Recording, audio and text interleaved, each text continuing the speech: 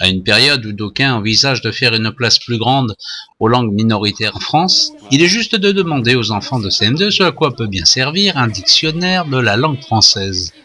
Mais ça va nous servir à chercher les mots dans le dictionnaire, enfin, à chercher les mots qu'on comprend pas ou qu'on sait pas. Si c'est un verbe, comment il se conjugue. Moi, j'y vais souvent parce que quand on a des travails, on doit chercher des mots.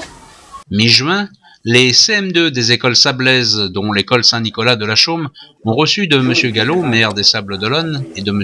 Dugas, représentant le Lions Club Sablais, des dictionnaires, marquant ainsi symboliquement leur passage à la rentrée dans l'enseignement secondaire. L'occasion pour les visiteurs de rappeler les origines de cet ouvrage, initié sous Louis XIII pour fixer une langue qui se cherchait dans une France encore marquée par les invasions barbares. Le premier dictionnaire a donc été édité en 1694. Un certain nombre d'années. Alors je vous en ai apporté un. Voilà, un dictionnaire de l'Académie française, tome 1er, 1772. Ça, c'est pas sous Louis XIV, c'est sous Louis XV. Pourquoi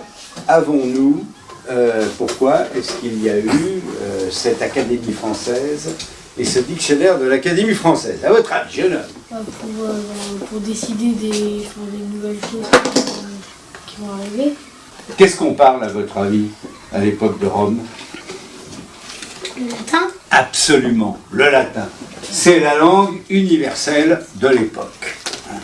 Donc tout le monde parle latin, et puis tout d'un coup arrive une bande d'Ostrogoths, de Visigoths, de Huns, parfois même de Gaulois, de Germains, de Francs, d'Alamans, de Burgondes, d'Alains, et j'en oublie quelques-uns. Ce sont des tribus de pillards qui investissent l'ancien empire romain et qui vont, certains tenter de reconstituer un empire, d'autres un royaume.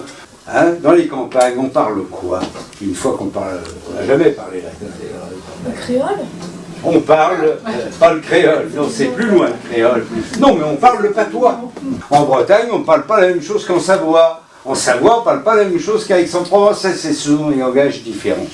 Et les premiers qui ont un peu le temps d'organiser, c'est un certain Louis XIII et son ministre Richelieu. Voilà.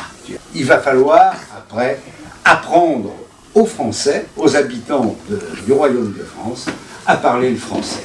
Et le dictionnaire, l'Académie française, c'est ce qui fixe la règle. Et puis après, vous avez eu la création de l'université, des lycées. C'est Napoléon qui a créé l'université. Jusqu'au lycée. Organisation de l'Empire. Et puis après, vous avez eu la Troisième République qui s'est occupée de vous, de l'enseignement primaire. Et pourquoi on vous offre un dictionnaire? Parce que le dictionnaire, c'est un lieu de rêve. Quand vous allez rentrer, vous allez même avant, d'ailleurs j'ai vu vos petits camarades, on ouvre, hop, on tombe sur une photo de tableau. Par exemple, Chessac. Il est peut-être dans le dictionnaire Chessac. Attention toutefois, Internet semble en embuscade et prête à détrôner le dictionnaire si l'on en croit les enfants. Moi, je vais sur Internet chercher les mots, comme les mots embargo, d'origine. Moi, je vais sur Internet pour chercher les mots, parce que la plupart du temps, j'ai la flemme d'aller chercher dans le dictionnaire. Moi, j'y vais sur Wikipédia, c'est comme Wikipédia, mais pour les enfants. D'accord. Candice, la deuxième élue. Voilà, Deuxième collègue.